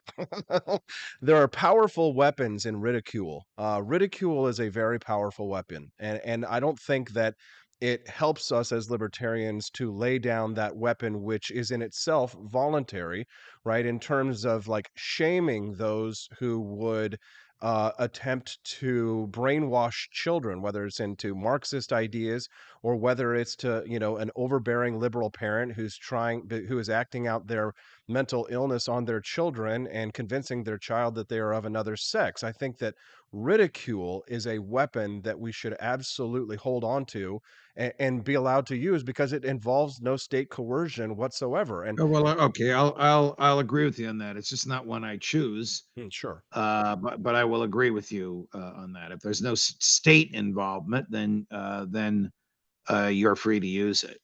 Yes, and I also I see you in a different light, Judge, and obviously I hold it's hard when I have heroes like yourself to find any other heroes in this world. People will often ask me who are the people that I look to for guidance or that I have looked up to perhaps in the past, because honestly, a lot of people have fallen from grace. You're one of the very few who have not, and who I still sort of look to for intuition and understand it in my intuition and to gain a broader understanding. Um, so when I analyze how your approach is, I appreciate that you take that approach, and I think that's a definite part of your popularity is that you're not as divisive to a large extent. Although you do have your detractors out there and who say things about you that I obviously contend with and disagree with, but none of us are perfect. I just the way I see it is I see you as more of a 2 or 3 star general in the great war of our liberties, and there are skirmishers. If you're a 2 or 3 star general, then I'm a first lieutenant or maybe a lieutenant colonel, or and my job is to get into the shit. If you don't pardon my phrase here, my job is to be like Alexander Hamilton in the final battle for Yorktown and to run down into the cannonade, right? And Well, you're killing me. You're killing me praising Hamilton, but I understand what you're talking about. He was a war hero, Judge. He was a hero, and he did fight. He did go out and fight and kill British with his own hands for our Constitution. He quickly betrayed it. Every time I see the word Federal Reserve, I think of the First National Bank of the United States. No, but I've broadened my mind, Judge, over the years, and I do start to look at things differently. And our group as libertarians, we're subject to the same kind of psychological phenomenon that any other group is, right? Groupthink, right? That we all have to think along the same lines, or we can be guilty of hero worship or argument from authority. Rothbard said it. That means it must be true. But as I grow older, Judge, I consider myself just really more of an open-minded person, more heterodox and less orthodox. Like there are no sacred texts of libertarianism. Do you know what I mean? I think I know what you mean. I mean, Rothbard's non-aggression principle and his defense of Aquinas on natural law are pretty sacred to me. I know of no serious detractors to them, but I do know that views change and modify as you get older. I mean, my website or my podcast is now the place to go for anti-war information. In 1970, I had a crew cut and wore a T-shirt that said "Bomb Hanoi" because I fell for all the pro-war, if Vietnam falls, the world will turn communist nonsense that came from LBJ and Richard Nixon. So we do get wiser and more mature as we get older. But if we have first principles, like the individual is greater than the state because the state is an artificial concatenation based on force and the individual has an immortal soul with natural rights, or all uninstigated aggression is immoral and therefore illegal. These are basic principles that don't change with the passage of time. No, you're correct, Judge. But my challenge is that even amongst the libertarian community, there are all of these different thinkers who have beliefs that are at odds with one another. For example, your criticism of Rothbard over his argument that while it would be immoral to allow a child to starve to death, it should not be illegal for a parent to do so. He argued in his book, The Ethics of Liberty, if I'm not mistaken, perhaps. You're not mistaken. But I choose to argue that your principle on this is more libertarian and more morally correct than Rothbard's. And even last week, you and I had a discussion about the positive rights, which might be necessary in order to safeguard the negative rights in regards to the desire on both of our behalf in order to have a court system that protects our life, liberty, and property, which implies some form of a small positive right, which might imply some form of confiscatory taxation to some extent, right? These are the idiosyncrasies of our belief system that I'm constantly trying to adjust and narrow down. Yes, we have our first principles, but even Ayn Rand didn't consider herself to be a libertarian, and yet her views on capitalism highly inform my beliefs and my lifestyles. So dealing with these incongruities is a quite an intellectual challenge for anyone, wouldn't It you say? is. It is. I agree. I agree. I embraced Milton Friedman when I was in college until I realized he was no more a defender of the free market than John Maynard Keynes. He looked and sounded like one, but he really wasn't one. Ayn Rand believed in the primacy of the individual and in absolutely no regulation of the economy. I share those views. But she also, by today's standards, would be a neocon, which is obviously a view that I reject. Murray Rothbard was a great defender of Thomas Aquinas, except on the most important natural right, which is the right to live, where the great Professor Rothbard was wanting. Aquinas compared natural rights to peeling an onion. Every time you peel it, you see another right, another law, another principle, another universal truth that you hadn't seen before. So we have advantages over Rothbard, just as your children and grandchildren will have advantages over us. Yeah, Judge, these are such good conversations. I wish we could do them forever. I'd like to give the audience the opportunity to get a sneak preview, not only of your weekly column, but also of what you have coming up on your show, Judging Freedom. Would you mind? No, I don't mind at all. So on Judging Freedom today at 11:30, I have one of my two tent poles, highest rated shows, which is Scott Ritter. And the question is, how and why did the West overestimate Ukraine's strength and underestimate Putin's determination? I think the answer is going to be a failure of intelligence from somebody who's formerly in the intelligence community, but I'll let Scott speak for himself. My column this week is about the FBI learning that someone somewhere in the United States was using prohibited software to spy on Americans and Mexicans in Mexico, And after a 6-month investigation, the FBI found the culprit, the FBI itself. So, you can't make this up. That they were using software that had been made illegal to import and to use because of FBI abuses of it. Of course they did. The column also paints a history of the FBI's absurd meandering into spying. And my conclusion is a harsh one. There's no authority in the Constitution for a federal police department. The FBI has morphed from crime fighting to crime anticipating. There's no authority in the Constitution for federal spies to spy on us. The FBI should be defunded and disbanded. And criminal laws should be enforced by the states. Thank you, James Madison. Thank you, James Madison. And thank you, Alexander Hamilton, for charging down the hill at Yorktown. But you're killing me. He can go to hell for the central bank and the Federal Reserve. All right, but to be fair, the First National Bank of the United States had a sunset clause. The Second National Bank of the United States was vetoed 3 times, and then on the 4th go around was signed into law by James Madison. Judge Andrew Napolitano, we rank your name among those greats. Judge Andrew Napolitano, host of the Judging Freedom podcast. We'll see you next week. Thank you for your time. All the best, Austin. Thank you. Thank you very much. I wish I could have those conversations with the judge forever. I wish we could just do a whole 2-hour show about it, but I can't. I got to talk to you about our friends over at Lear Capital who help make the show possible. They support the Wake Up America show. You should support Lear Capital. You can do so for free, just by getting more information about their gold and silver offerings today. If you go to learaustin.com, you'll get an information kit for free in the mail.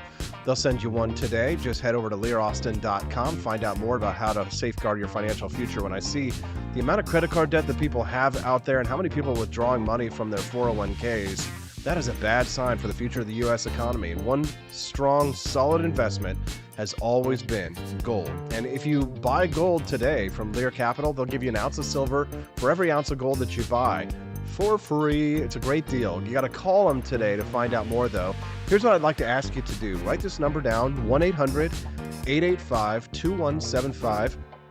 You've been thinking about buying gold or silver anyway, but if you do it this way, you're also supporting a good cause, which is the Wake Up America show, spreading the message of economic freedom and personal liberty. So grab your pen real quick or write this down in your mobile device, 1-800-885-2175. That's 1-800-885-2175.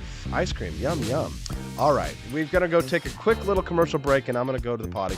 And when we get back, I've got a billion other news stories. I just can't remember them, and I don't have my spreadsheet pulled up, so you're just going to have to wait. And I see you shiver with anticipation.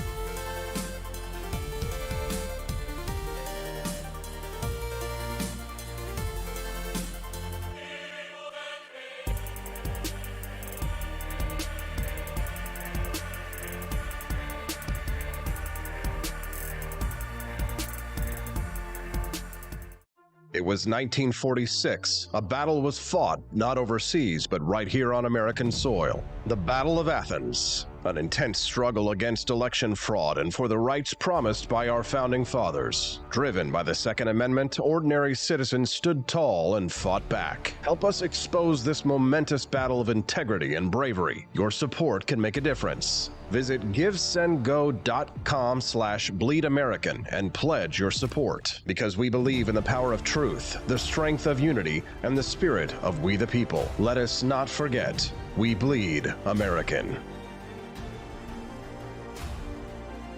Fire.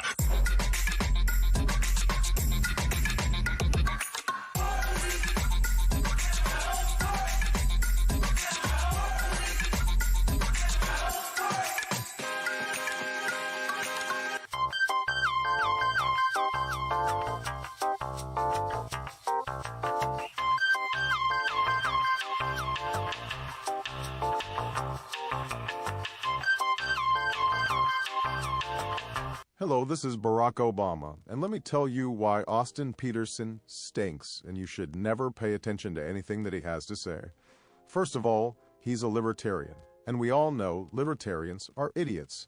They don't realize how important government is to everything that we do. I recently became aware that Austin has opened up a libertarian shop at apeforlibertyshop.com. Now, I'm asking you as a personal favor to me that you never ever visit apeforlibertyshop.com.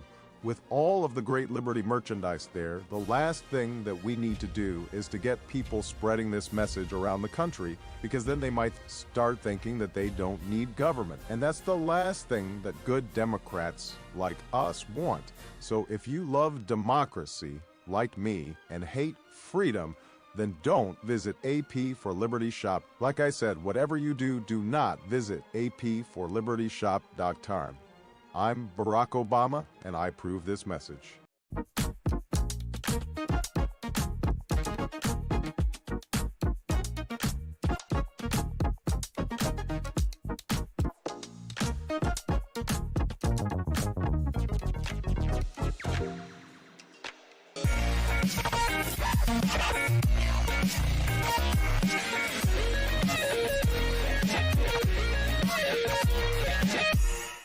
When I was in foster care, I never knew when I would have to move, so I always had my suitcase ready to go. Then one day, I was adopted. My new parents opened their hearts and home to me.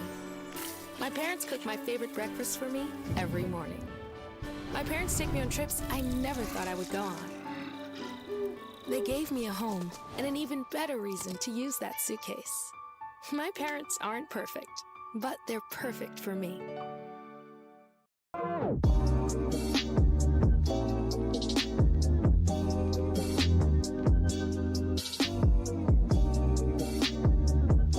would remind you that extremism in the defense of liberty is no vice.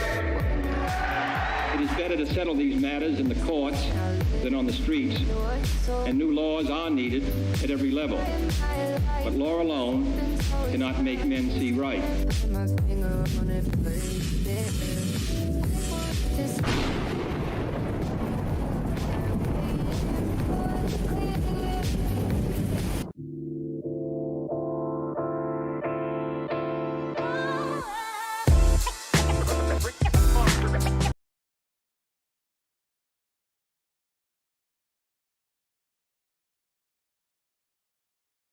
Tate or RFK or I mean, you could add Elon to this. I mean, all these people are kind of living out the consequences of their dissatisfaction with the present on the public stage and winning a lot of followers as a result. They just like they like the way these guys are complaining about the obvious excesses of the left for the most part. I have several problems with this. One is that most of these guys, most of the time, some of them all of the time, are ignoring the obvious problems and in many cases quite a bit scarier problems on the right, right? They really care that the government tried to micromanage the messaging about COVID on Twitter, right? That's the biggest story of the decade, right? I've got 100 podcasts in me and 100 newsletters in addition to that on that topic, but they don't really much care about what happened on January 6th, where we had a sitting president who for months had been declining to support a peaceful transfer of power. And for the first time in our history, we did not have a peaceful transfer of power. And we had a sitting president visibly trying to steal an election, all the while claiming an election had been stolen from him, and everyone around him knew that was bullshit. Cringe, cringe, cringe. Good morning. Welcome to the Wake Up America show. I'm your host, Austin Peterson. Glad to have you here. Sorry, if I have to cringe, so do you. That was atheist, leftist Sam Harris talking about why January 6th was worse for the country than the government-driven censorship of COVID information. If you're here for the very first time today, make sure that you click that subscribe button before you leave so you can get updates whenever you go live.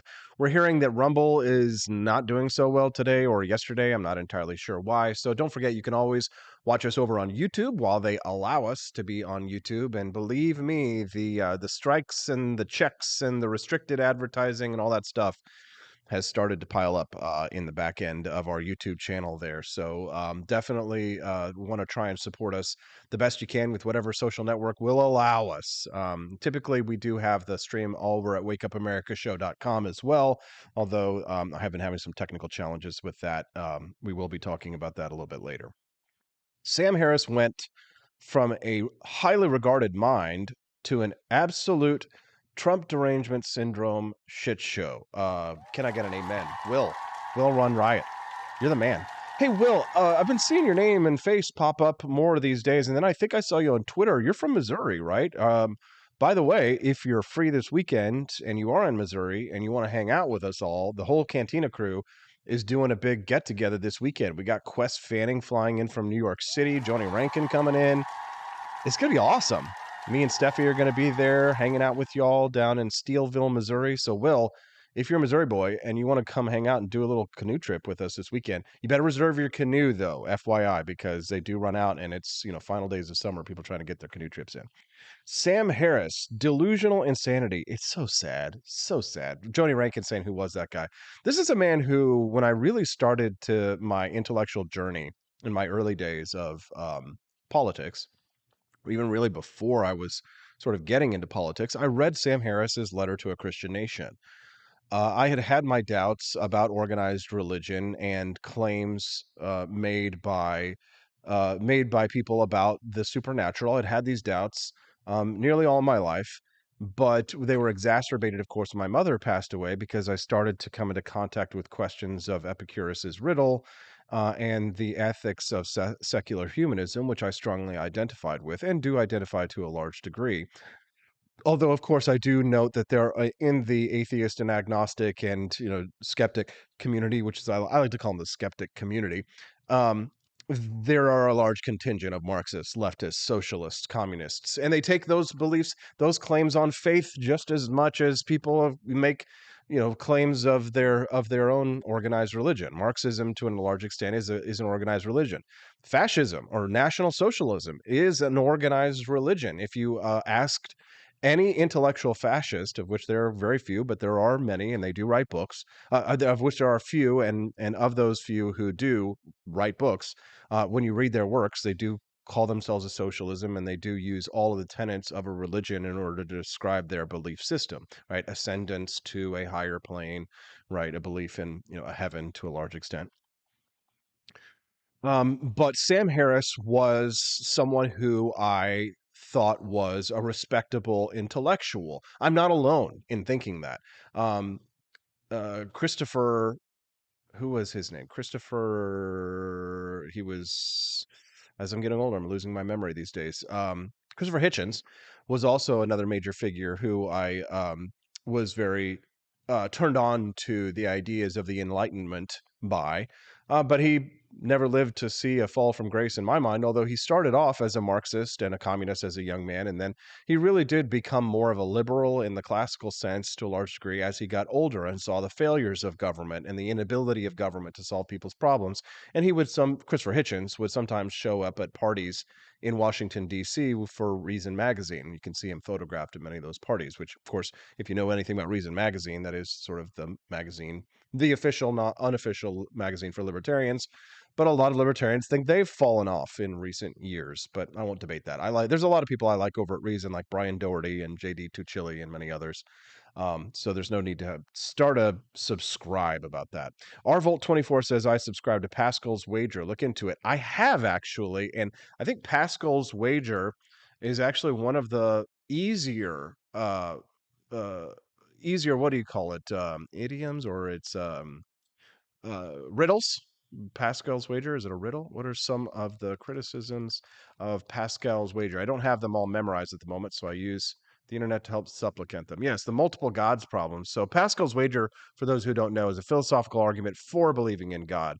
And the idea is, to a large extent, I'm paraphrasing here, and this is a very small explanation of a bigger concept, but the idea is that if you believe in God and he's not real, well, you lose nothing. If you don't believe in God and he is real, you lose everything, right? But there's some problems with that, right? Because that doesn't address the problem of there being multiple gods, right?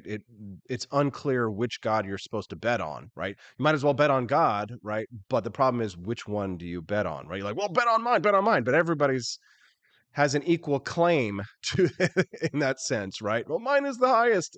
They all say that, right? But then, of course, how do you? Then your belief is inauthentic. You're just trying to game God. You're saying, okay, well, I'm going to bet on you, God, because it's better not to have it. Like, what God that's all knowing is? I mean, that's pitiful, right? To an extent, it is, right? Then the wager assumes that belief is a choice, right? But many people find it genuinely difficult to believe in something without sufficient evidence, right? And then it doesn't consider the wide range of religious beliefs within even one God, right? And the potential consequences of believing in the wrong one. I mean, if you're not a Mormon, right, you're going to hell. If you're a Jew, you're going to hell. If you're in Islam, you're definitely going to double hell wherever they send Muslims, and you know, and that thing, right? But then there's the unpredictable God thing, where if the proposed God values genuine belief and sincerity, it might not reward those who believe solely due to the wager. There's a good one, right? There's like a half a dozen more of these, but we don't need to get into a long discussion about that. You guys come here for the news, and we do have big brain discussions. We had them with Judge Knapp. It's time for us to move on to the news you can use, the news of the day. There's so much news today that I find it hard to pack it all in. Some of these headlines I'm just kind of shouting out at you because I don't have the time to get into it. Kids almost never transmitted COVID in schools. Can I say again? What? Wait, what are you saying here? Kids almost never transmitted COVID in schools, major new study finds. And I want to get into Sam Harris and all that kind of stuff. And I will get into that in just a moment, but I have to just share this with you. Research from a major new study shows that kids almost never transmitted COVID in schools. I mean, that's a huge headline. God, that would blow us away. That would shock the hell out of us if this headline had come out like even just a year ago, not even that far. So I just feel as if we've been numbed to realities of what was done to us during COVID-19, the absolute baseness that was inflicted upon us by public leadership, by people like Sam Harris and others. And to see stories like these, I mean, it confirms my bias, obviously, so I want to be careful about it. But quite frankly, these are the kinds of things that should see Anthony Fauci and others in jail. Our public sector unions and how they behaved. I worked with someone a few weeks ago who had to flee California. He's a fairly liberal person, had to flee California simply for the fact of the damage that was done to him by the public education system. Had to leave the state because their child and the trauma and the damage that had been done to them from COVID-19, not smiling, right? Wanting to wear the mask, being addicted to the mask, right? And schools being closed, antisocial, right? It is a crime what we have done to our children during COVID-19. And it's a crime that somebody should have to answer for. I blame Anthony Fauci, but we can talk about that another time. See, if you tune into the Wake Up America show, one of the things that you're going to find is that you're probably going to mostly agree with me, and then you're going to find maybe that 20% of things that you disagree with. Like RVolt24 is like, well, just bet on any of this. It's better to bet on any of the gods than to bet on none of the gods. And we're going to have a full-fledged discussion about that. And I do try and interact with the chat, and sometimes you guys do distract me. I hope you understand. But last night when I asked Twitter, how am I doing in your estimation? It was a general broad question. I think people were confused by it, but it truly was a sincere poll, a reading of the room, if you will, because I do like to invite feedback. And someone says, well, I do like the fact that you interact with us. I do try and make myself as available as possible to people who want to pick my brain or ask for advice or tips or guidance. I do try and offer that. And I do a lot of it, most of it, almost all of it, pro bono. Sometimes people will just send me DMs about projects they're working on, and I'll try and advise them. RVolt24 says it's a fun discussion. It absolutely is. And RVolt, we're actually glad for your contributions here. I like to disagree without being disagreeable to a large extent, unless you're a commie, in which case I will be very disagreeable. like how I am with Sam Harris in these comments that I think we should zero in on in just a moment, where he talked about as if he compared January 6th to how the government cracked down on COVID disinformation. It's not just crack down on COVID, what they call malinformation. And I don't want to get too much in the weeds here on that one, but if you don't know what malinformation is, very briefly, it's a word that the government came up with to describe information that's not disinformation, it's not misinformation. Malinformation is information that the government believes is true, but is damaging to the government's policies, and therefore it must be suppressed. That's malinformation. So Sam Harris is here talking about how, he's bemoaning the fact that conservatives and right-wingers and libertarians like myself were devoting endless ink and podcasts and columns and discussions about how the government violated the First Amendment in cracking down on free speech, and how the government interfered with the election officially to suppress the Hunter Biden laptop story so that it would ensure the election of Joe Biden. I mean, at this point in time, we're talking about a real, actual criminal conspiracy by the United States government to sway people's minds so that they don't have, one, malinformation, information that's bad for the government, which is the Hunter Biden laptop story is the perfect example of, and then two, that the government actually actively engaged in suppression. I mean, excuse my language here for just a minute, but I mean, the government, a sitting U.S. senator, a sitting fucking U.S. senator, put my wife's name on a list of people that should be suppressed and censored by Twitter. Okay? This isn't hyperbole. This isn't just me gesticulating wildly for the camera, hoping that my loud rants, my liberty rants will not go into the void and will go viral one day. I'm just telling you the truth. And the truth is that the government's active suppression, willful suppression, affects real people and their lives.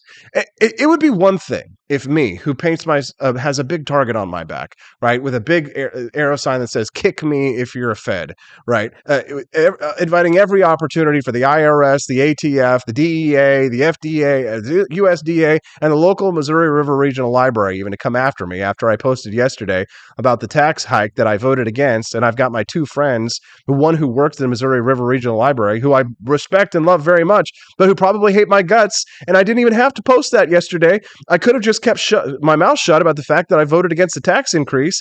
But no, instead, I decided to blow myself up and tell the whole world that I voted against the tax increase. I voted against the goddamn tax increase, and I'd do it again. And I will do it again. And if I lose friends, I lose friends. And that's just how it is, because what's right is right and what's wrong is wrong. But then for the government to target my wife, my pure, sweet, innocent wife, who admittedly is a smoking red hot libertarian woman, who has used her free speech to advocate for candidates that she's admired and supported, like Ron Paul, like myself. Yeah, baby. Oh, of course, I married her for it.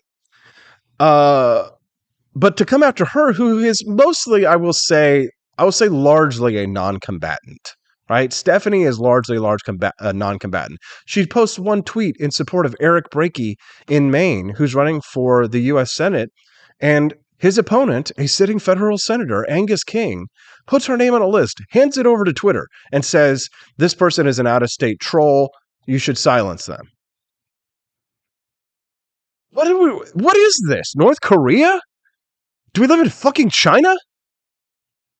That happened. This happens to real people. And Sam Harris wants to write this off. I shouldn't have left it in the social weirdness thing for this. Tried to micromanage the scarier problems on the right, right? They really care that the government tried to micromanage the messaging about COVID on Twitter. Micromanage, you twat. It's not micromanaging when they are literally suppressing points of view on the internet, when they are colluding with business. You talk about rigging an election. How is it not considered rigging at least some small degree when a story that is potentially damaging, that polls showed that if the public had known these facts about Hunter Biden and Joe Biden, that they would not have voted for them. That if the public had known it and the government acted officially to suppress this story, that it would have potentially changed the outcome of the election. And how is that not to some extent a fraud?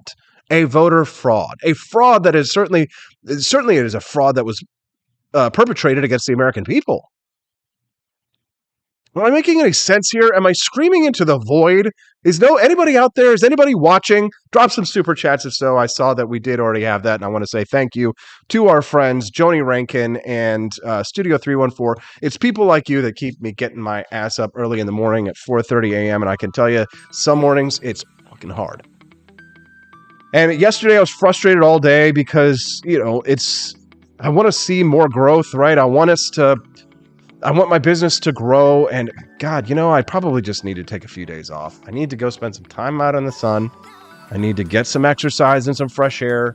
Karate is tonight. Thank God. That'll keep me sane. But I need to lose some more weight. I have started to go the other direction, which is nice. But, I'm not in a good headspace, I'll say. At least I wasn't yesterday. I'm feeling a little better today, but I'm looking forward to spending the weekend with you guys, seeing you in person. I'm tired of the chitty chatter stuff. You know what I mean? I get up early and I'm sitting in this room alone, and yeah, you're here, but also you're not here. So let's get together. Okay, let's touch grass. Join us this weekend, me and Stephanie, on the float trip of our lives, coming up with the 1-year anniversary of the exciting Wake Up America show. It's stupendous what we've done. I shouldn't be depressive. I shouldn't be upset. I shouldn't be in a bad place. I should be in a good place because, God, I've succeeded where so many thousands and thousands of people have failed. Like, to make it this far. And God damn it, it's hard. All right. Get yourself some delicious coffee from apforlibertyshop.com. Thank you, Kermode Bear. Appreciate that. The super chats definitely help. I get up in the morning sometimes so early and it hurts. And I'm like, what are we going to do? Then we get in here and you guys make it all better. Appreciate you all very much.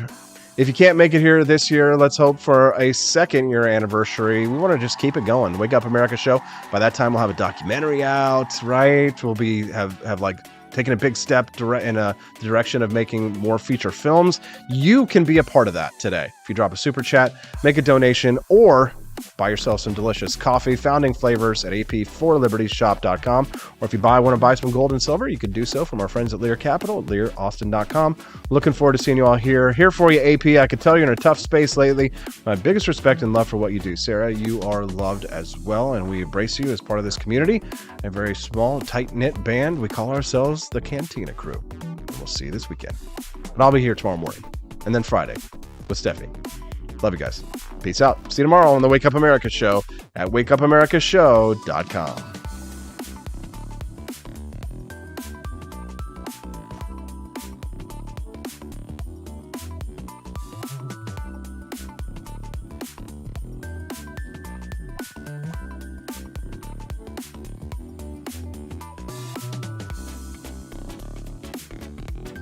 I'm Donald Trump, and I approve this message.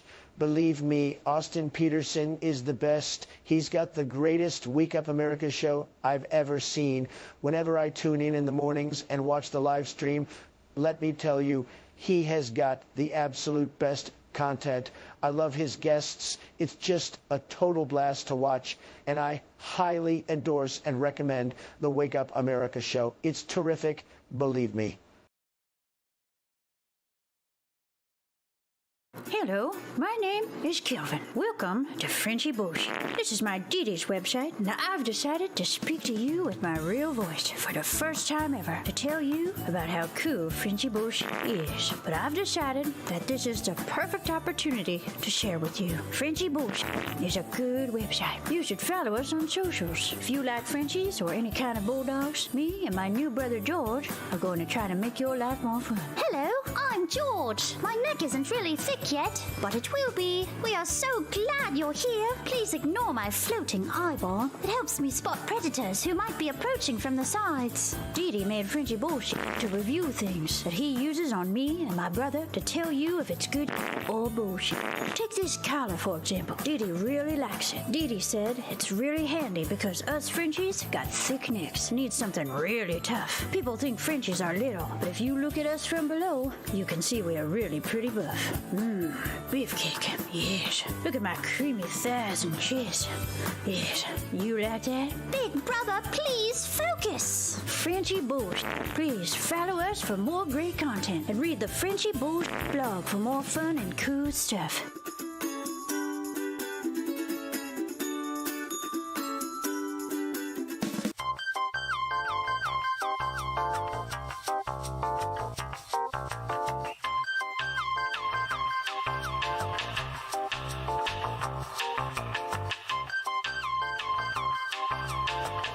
I'm a public defender. I am a public defender. I'm proud to be a public defender. 80% of Americans accused of a crime will get appointed a public defender. Everybody from a speeding ticket to capital murder. For every dollar we spend on public defenders, we spend $3 on prosecutors. Public defenders have to do pretty much everything on their own. Social workers, counselors. Investigating is another piece of it. The average public defender holds 300 cases annually. You never feel like there's enough time. Public defenders have health issues all the time. A lot of people give up and say, I can't do this work anymore. Gideon's Promise trains, mentors, and supports public defenders.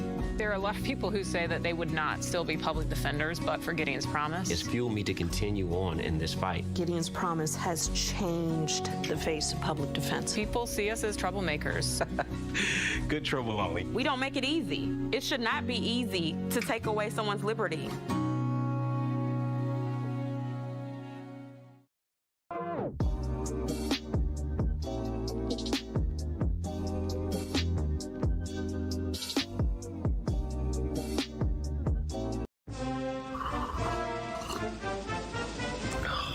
Tired of spending your hard-earned money on woke corporations that don't share your pro-freedom values? Fed up with sipping liberal lattes and progressive cappuccinos? Introducing Founding Flavors from AP for Liberty Shop. Get your day started with Washington's Revolutionary Roast. As robust and principled as the man himself, this blend is the shot of energy heard round the world. Or maybe you want to taste the fervor of freedom with Adams's Patriotic Perk. It's as dynamic and balanced as the U.S. Constitution, sure to awaken your spirit of liberty. For the aficionados, we've got the Jeffersonian Java, a complex mix of flavors that speaks volumes about your refined tastes. And don't forget Betsy's Liberty Lullaby, our decaf option, crafted with the same care and dedication Betsy Ross put into our Star-Spangled Banner. This blend lets you enjoy the taste of freedom anytime without losing sleep. No woke beans here, folks. Just pure, patriotic, pro-freedom flavors brewed with love for liberty. So why compromise your principles for a cup of coffee?